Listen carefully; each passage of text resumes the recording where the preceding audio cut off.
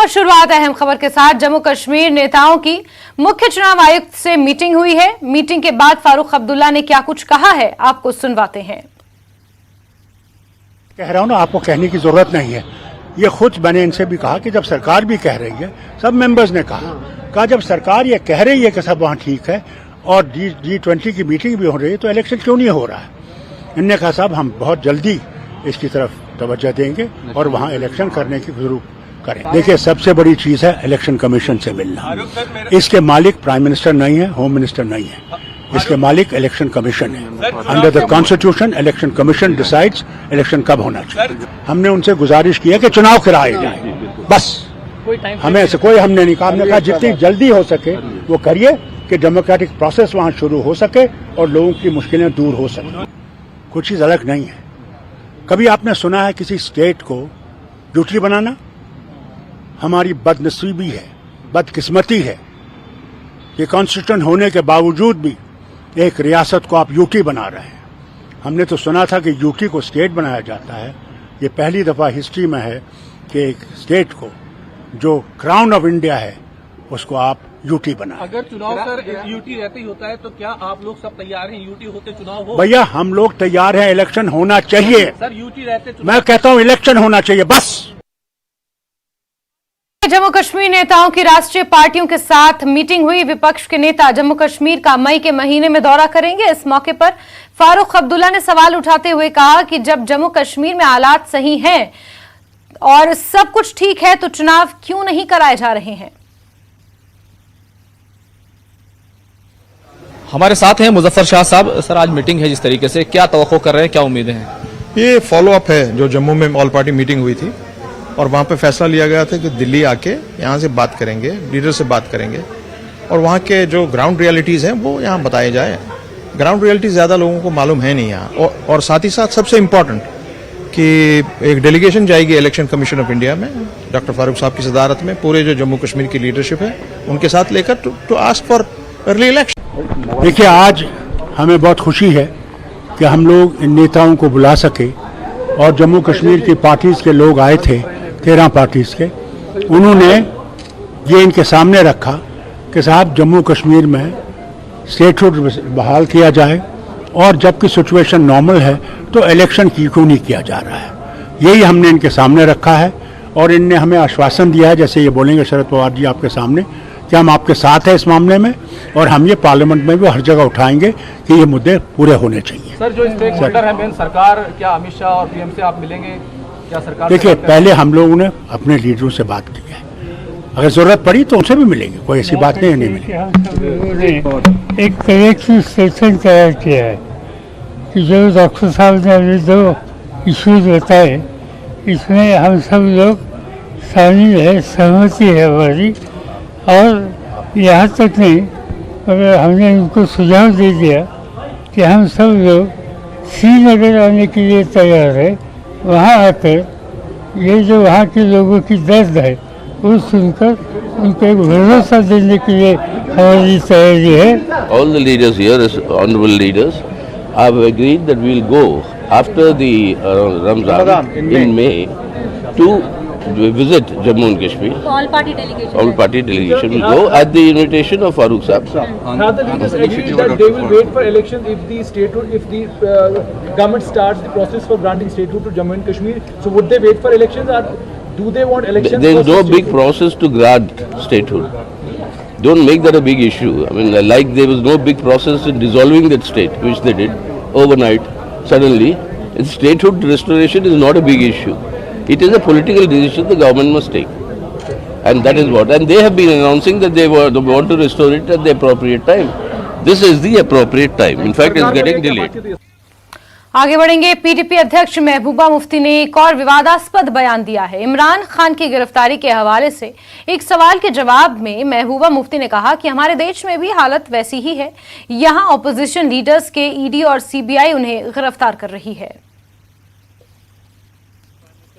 Arrest करने की कोशिश की गई, उसको लेकर कोई लोग ये भी कह रहे हैं कि पाकिस्तान के हालात आप किस तरह से देखते हैं जो फॉर्मर प्राइम मिनिस्टर को अरेस्ट करने की कोशिश और सारा ह्यूमन ट्रायल? या वो तो बहुत बुरा है, पर हमारे यहाँ तो लोग ministers, x ministers, home minister उनको अरेस्ट करके जेल में डालते हैं, तो ये तो मसला तो कोई मुझे लगता है डिफरेंट नहीं है। अगर वहाँ पर इमरान खान को वो बंद करना चाहते हैं, जो एक्स प्राइम मिनिस्टर है, आपको याद होगा नरसिम्हा राव जी, वो भी जेल गए हमारे यहाँ, और ये तो कानून की बात है। मगर हमारे यहाँ तो इस वक्त जो हो रहा है, जो ईडी और सीबीआई का जिस तरह से गलत इस्तेमाल हो रहा है, जो अपोजिशन के लीडर्स को जेलों में डाल दिया जाए, जैसे सिसोदिया की बात करें, ये जो कविता की बात करें जिसको बुलाया गया है, ये लालू प्रसाद यादव की बात करें, शिवसेना के जितने भी अपोजिशन लीडर हैं उनको जेलों में डाल दिया जा रहा है, तो ये तो मुझे लगता है कोई पाकिस्तान में कोई नई बात नहीं हो रही है जो यहाँ नहीं हो रही है। पीडीपी अध्यक्ष महबूबा मुफ्ती ने जम्मू में प्रेस कॉन्फ्रेंस की। इस अवसर पर महबूबा मुफ्ती ने पुंछ के एक शिव मंदिर में दूध चढ़ाने को लेकर कहा कि इस पर कोई शोर शराबा नहीं होना चाहिए, क्योंकि मैंने कुछ भी गलत नहीं किया।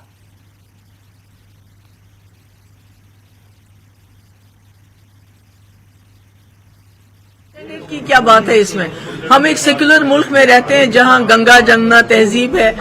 वहां हमारे जो यशपाल शर्मा ने वो मंदिर बनाया है और उनके बेटे चाहते थे मैं अंदर जाके देखूं, तो मैंने मंदिर देखा जो उन्होंने बनाया, बड़ी मेहनत से बनाया, बड़ा पुंछ वालों ने बहुत दिल खोल के पैसा दिया है। और उसके बाद वहां किसी ने मेरे हाथ में बड़ी श्रद्धा से पानी का लोटा रख दिया कि आप इस पे डालिए। तो जब कोई इतनी श्रद्धा से, इतनी प्यार से आपसे कोई बात करे तो आप तो उसको दिल तो नहीं तोड़ेंगे, नहीं मैं नहीं डालूंगी। तो उन्होंने कहा तो मैंने डाल दिया। महबूबा मुफ्ती ने इस अवसर पर सरकारी कर्मचारियों के आतंकवादियों के साथ आतंकी संबंधों पर एलजी के बयान पर टिप्पणी करने से इनकार कर दिया, लेकिन कहा कि हमारे युवाओं को नौकरियां नहीं दी जाती हैं। लेकिन जम्मू कश्मीर के उपराज्यपाल मनोज सिन्हा लोगों को हटाने का रिकॉर्ड बना रहे हैं। क्या देखूं, जब से ये गवर्नर साहब आए हैं, जो नौकरियों से लोगों को निकाला जाता है, नौकरी किसी को दी नहीं जाती है, बल्कि जब नौकरियों के लिए बच्चे हमारे पढ़ लिख के मेहनत करके एग्जाम देते हैं, उसमें दाखिलियां होती हैं। तो ये तो मुझे लगता है रिकॉर्ड बनेगा इस गवर्नर साहब का, जितने लोगों को ये नौकरियों से निकाल रहे हैं। पूर्व मुख्यमंत्री महबूबा मुफ्ती से जुड़े एक सवाल के जवाब में मनोज सिन्हा ने कहा कि अब तक 47 कर्मचारियों को उनकी सेवाओं से बर्खास्त किया जा चुका है। उनके आतंकवाद से संबंध थे। उन्होंने कहा कि मैंने आतंकवादियों को नौकरी देने के बारे में जो बयान दिया था वो तथ्यों पर आधारित था, क्योंकि कई लोगों के खिलाफ पहले ही कार्रवाई की जा चुकी है। ने आप पे निजी हमला किया है। उन्होंने कहा कि एलजी साहब यूपी से आए हैं, यूपी में माफिया को जो है नौकरी दी जाती होगी, हमारे जम्मू कश्मीर में ऐसा नहीं होता। मैं किसी के आरोप पर जवाब नहीं दूंगा, लेकिन ये सच्चाई है कि 47 लोगों को नौकरी से यहाँ निकाला जा चुका है, जिन पर राष्ट्र विरोधी गतिविधियों में शामिल होने का आरोप रहा। इसका प्रमाण मुझे लगता है देने की जरूरत नहीं, आप सब इसको जानते हैं। कब नियुक्त हुए थे, मुझे लगता है कि ये भी आपके ध्यान में आ जाएगा। तो मैं इसमें कोई बात कहूँ अच्छी नहीं है, लेकिन मुझे लगता है कि जो बात मैंने कही है उसमें काफी तथ्य है। पूर्व डिप्टी सीएम और बीजेपी के वरिष्ठ नेता कविंदर गुप्ता ने कहा है कि पिछली सरकारों ने कुछ आतंकी लिंक रखने वाले लोगों को सरकारी विभागों में नियुक्त किया था, जिनमें से 47 को एलजी प्रशासन ने बर्खास्त कर दिया है, जो एक अच्छा कदम है। न्यूज 18 से बात करते हुए उन्होंने कहा कि कुछ राजनीतिक दल इसका विरोध कर रहे हैं, जिससे बचना चाहिए। सर, एलजी मनोज सिन्हा ने कल कहा कि 47 ऐसे लोगों को नौकरी से निकाला गया है, सरकारी नौकरियों से, जिनके टेरर कनेक्शन थे, जबकि इस पर काफ़ी अब ये कहें कि यूँ राजनीति हो रही है, क्योंकि महबूबा मुफ्ती ने इससे पहले ये कहा था कि इस तरह का कोई मुलाजिम उन्होंने लगाया ही नहीं। देखिए, ये जो 47 लोग थे ये पिछली सरकारों में लगे हैं, और पिछली सरकारों की तरफ से प्रयास किया जाता था कि मिलिटेंट्स की जो रिलेटिव्स भी हैं, जो कोई मारा जाता है, उनको भी नौकरी दी जाए। ये हमेशा से उन चीज़ों की वकालत कर रही है। अगर आज एलजी प्रशासन ने एक अच्छा काम किया है तो उसकी प्रेज करनी चाहिए, क्योंकि जम्मू कश्मीर में अगर टेरर कम होता है, जम्मू कश्मीर में आतंक फैलाने वाले लोगों का अगर शिकंजा कसा जाता है, तो ये इसकी तारीफ होनी चाहिए, ना कि हर चीज़ पर अपना वक्तव्य देना। ये ठीक बात नहीं है। प्रशासन में इस प्रकार के लोग बैठ करके पाकिस्तान की मदद करें और पैसा यहाँ से खाएं, ये तो पॉसिबल हो ही नहीं सकता। तो क्या हम माने कि जिस तरह की राजनीति हो रही है, इस राजनीति से बचना चाहिए सब राजनीतिक दलों को? देखिए, बिल्कुल बचना चाहिए। कारण ये कि इस प्रकार की सपोर्ट रही तभी तो मिलिटेंसी फैली है, और बड़ा नरम रुख हमने खुद इनके साथ बैठ करके देखा है। हमने भी इसको कंट्राडिक्ट किया, इनके बयानों को। तो जब भी ये पत्थरबाजों के प्रति नरम रुख अपनाइए, ऐसा नहीं होता है। उस नरम रुख की वजह से ही ये यहाँ पर 70 साल से हालात खराब रहे हैं, और पिछले 30 साल की जो मिलिटेंसी है उससे लोगों ने झेला है। तो मुझे लगता है कि राजनीतिक दल, खास करके जो देश विरोधी तत्व हैं, उन पर इस प्रकार के बयानबाजी। पीडीपी प्रवक्ता वीरेंद्र सिंह सोनू ने कहा है कि सरकारी कर्मचारियों की नियुक्ति तय प्रक्रिया के तहत होनी है, और अगर कोई दोषी पाया जाता है तो उसके खिलाफ कार्रवाई होनी चाहिए। न्यूज 18 से बात करते हुए उन्होंने कहा कि जहां तक सरकारों की बात है तो बीजेपी पिछली सरकार का हिस्सा थी। मनोज सिन्हा ने ये कहा कि 47 ऐसे लोगों को नौकरियों से बर्खास्त किया गया है जिनके टेरर लिंक्स थे, और पिछली सरकारें जो हैं उन्होंने उनको भर्ती किया था। क्या कहेंगे आप? देखिए, ऐसे है कि कोई भी आदमी जब नौकरी लगता है, गवर्नमेंट एम्प्लॉय होता है, तो एक प्रोसेस होता है, उस प्रोसेस को वो अडॉप्ट करता है। अब जहां तक पिछली सरकारों की तल्लक है, तो पिछली सरकार में तो भारतीय जनता पार्टी भी थी जो हमारी उनके साथ सरकार थी। भारतीय जनता पार्टी भी हमारे साथ बराबर की हिस्सेदार थी। ऐसा कोई जम्मू कश्मीर में नहीं है। अगर कोई आदमी इस मसले में सम्मिलित पाया गया है जो देश के खिलाफ है, उसके खिलाफ सरकार कार्रवाई कर सकती है। लेकिन हम ये कहना चाहते हैं कि एक प्रोसेस के तहत जो है पहली सरकारों में भी लगे हैं। आज मैं कहना चाहता हूं कि इस सरकार में रिक्रूटमेंट प्रोसेस जो है बिल्कुल तहस नहस हो चुका है। जिस तरह से आप देख लीजिए, आप भी देख लीजिए कि इस तरह से कभी नौजवानों ने प्रोटेस्ट किया है कि किसी प्राइवेट कंपनी को ठेका मत दे दिए, जिनको दिया है उसके खिलाफ FIR लगी हैं। तो पहले मैं समझता हूँ एडमिनिस्ट्रेशन को जो उनके ऊपर इल्जामात हैं उनके ऊपर बयान देना चाहिए, उनके ऊपर बात करनी चाहिए कि किस तरह से एपटेक को आपने काम दे दिया, या एपटेक के खिलाफ आप क्या करने जा रहे हैं या क्या है। और जहां तक बात अलग रही पहले सरकारों की, तो जो लगे होंगे वो प्रोसेस के तहत लगे होंगे। तो पहली सरकार में भारतीय जनता पार्टी बराबर की जिम्मेवार थी, तो फिर उनसे भी सवाल जो पूछना चाहिए। तो जिस तरह से उनको टर्मिनेट किया गया, आपको लगता है कि अगर उनकी ये हुई है, इंक्वायरी हुई है और ये पाया गया है कि उनके टेरर लिंक्स हैं, तो क्या आप सपोर्ट करते हैं कि उनको निकाला जाना चाहिए? देखिए, ऐसे है, मैंने पहले भी कहा है कि अगर कोई देश के खिलाफ आदमी काम करता है या बात करता है, सरकार को पूरा हक है उसके ऊपर कार्रवाई करने का भी। सरकार ने देखा होगा। लेकिन हम ये कहना चाहते हैं कि ये जम्मू कश्मीर का जो माहौल है उसको ठीक करना सरकार की जिम्मेवारी है। सरकार को चाहिए ऐसे कदम उठाने जिससे जो माहौल ठीक हो। आज खासतौर पर नौजवानों के रिक्रूटमेंट की अगर हम बात करें, तो रिक्रूटमेंट में समझता हूँ सबसे बड़ा करप्शन का अड्डा बन चुका है। जिस तरीके से इल्जाम लग रहे हैं, जिस तरीके से लोग सड़कों पर हैं, जिस तरीके से बच्चे जो हैं वो प्रोटेस्ट पर हैं, तो मैं समझता हूँ कि सबसे पहले सरकार को उसके ऊपर सोचना चाहिए कि आप रिक्रूटमेंट पॉलिसी जो है वो इसके ऊपर बहुत बड़े सवालिया चिन्ह लग चुका है। ब्रेक के बाद आगे बढ़ते हैं। एनसी के प्रवक्ता इमरान नबी डार ने आतंकवाद में शामिल लोगों के खिलाफ कार्रवाई पर प्रतिक्रिया दी है। उन्होंने कहा कि एलजी सरकार को आतंकवाद में शामिल लोगों की नौकरी और उनसे जुड़े तथ्यों को उजागर करना चाहिए। उनका कहना है कि उन्हें काम करने देना चाहिए और किसी भी व्यक्ति को जवाब देने का अधिकार होना चाहिए।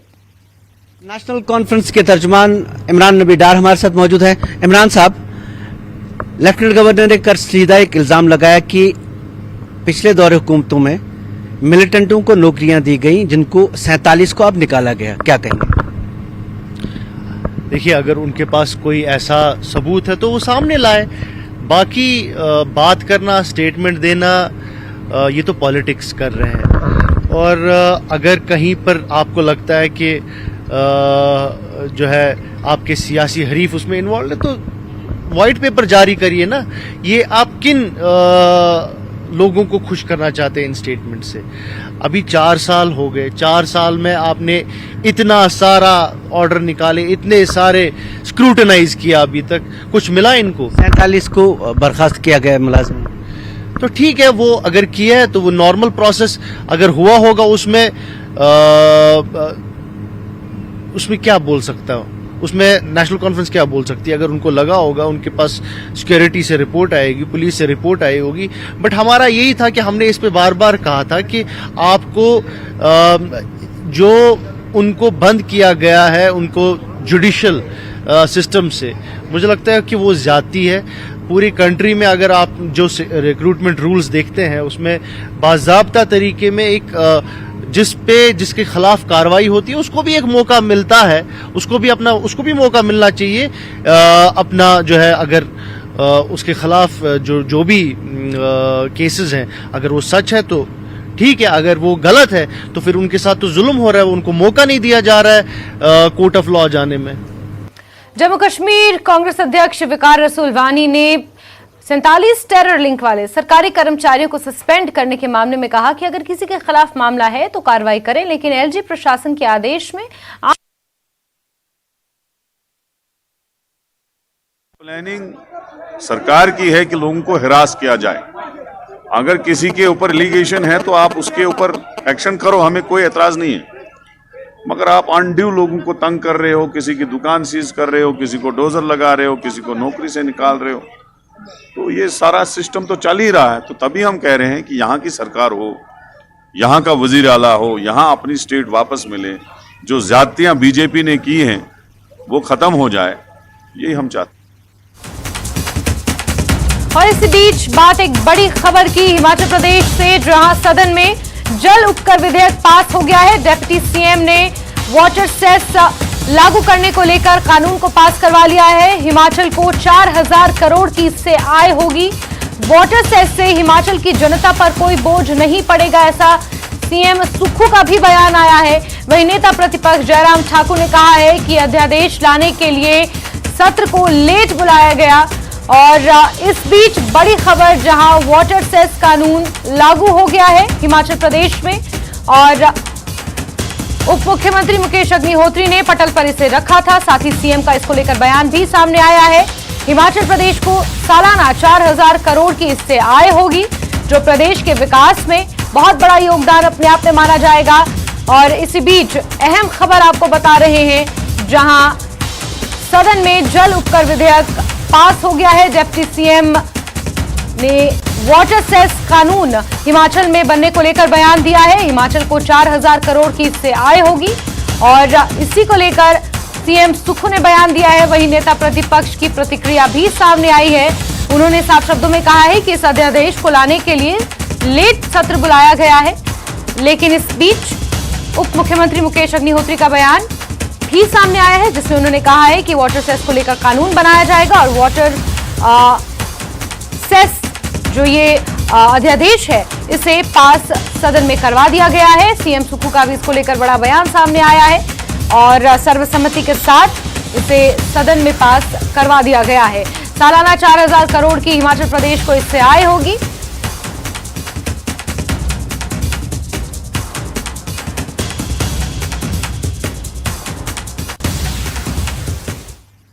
और हिमाचल प्रदेश की खबरों में आगे बढ़ेंगे। जसूर में कांग्रेस प्रवक्ता सुदर्शन शर्मा ने कहा कि आधारहीन मुद्दों को लेकर विपक्ष का नियम 67 के तहत काम रोको प्रस्ताव लाना दुर्भाग्यपूर्ण है। ये तमाम रूपरेखा 2024 के लोकसभा चुनावों की रणनीति के तहत दिल्ली से रिमोट कंट्रोल के माध्यम से चलाई जा रही है।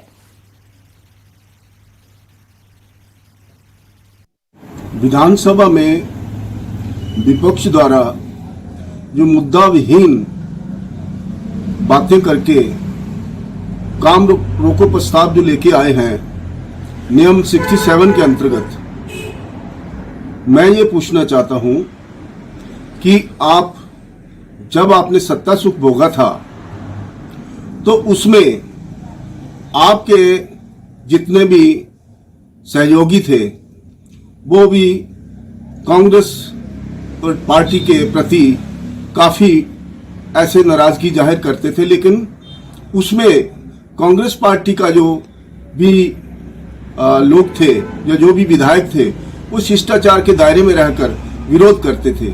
लेकिन आपने हमेशा कांग्रेस पार्टी की प्रताड़ना के प्रति ही जोर दिया है। मैं कहता हूं कि अब वो समय नहीं है, अभी 5 वर्ष बाकी हैं। आप 67 जो नियम है उसके तहत काम रोको प्रस्ताव के ला करके आपने बाइकआउट किया, उसका कोई ऐसा औचित्य नहीं बनता था। सोलन में एक बार फिर कोरोना सक्रिय होता दिखाई दे रहा है और नए कोरोना के मामले लगातार सामने आ रहे हैं। सोलन में अभी तक कोरोना के 37 मामले सामने आ चुके हैं। मुख्य चिकित्सा अधिकारी राजन उप्पल ने कहा कि अभी तक कोविड पूरी तरीके से खत्म नहीं हुआ है। जिले में अभी कोविड के 37 सक्रिय मामले हैं, इसलिए लोगों से कोरोना गाइडलाइंस का पालन करने की अपील की जा रही है। अभी हमारे पास 37 केसेस टोटल हो चुके हुए हैं, तो ये थोड़े थोड़े केस बढ़ रहे हैं। जैसे हमने आपको पहले कहा है कि बीमारी खत्म नहीं हुई है, पर अभी है कि डरने की भी बात नहीं है, पर हल्के में भी लेने की बात नहीं है। मतलब हमारे को सतर्क रहना है, और जैसे हम पहले कहा है कि अगर किसको कोई भी सिम्टम होता है वो तुरंत डॉक्टर की सलाह ले और इलाज कराए, अपने आप इलाज मत करे। और जो कोविड एक्टिव बिहेवियर है उसको जरूर आप अपनाएं, जैसे भीड़ भाड़ वाले इलाकों में मत जाए, जाना पड़े तो मास्क लगा के रखें और सोशल डिस्टेंस बना के रखें। और बात हमीरपुर में सालों से सड़क सुविधा से महरूम रह रहे लोगों ने अपने पैसे से 1 किलोमीटर लंबी सड़क का निर्माण करवाकर मिसाल पेश की है। लंबलू कस्बे में ग्राम पंचायत के लोगों ने जन सहयोग से 25,000 रुपए खर्च करके ये सड़क निर्माण करवाई है, जिससे 3 गांव लाभान्वित होंगे। ग्राम पंचायत प्रधान करतार सिंह ने बताया कि कई सालों से इस सड़क निर्माण की मांग की जा रही थी, जिस पर 3 ग्रामीणों ने शुरुआत की और लंबलू, घुमारिन और गुम्मर के निवासियों के लिए इस सड़क का निर्माण कराया गया।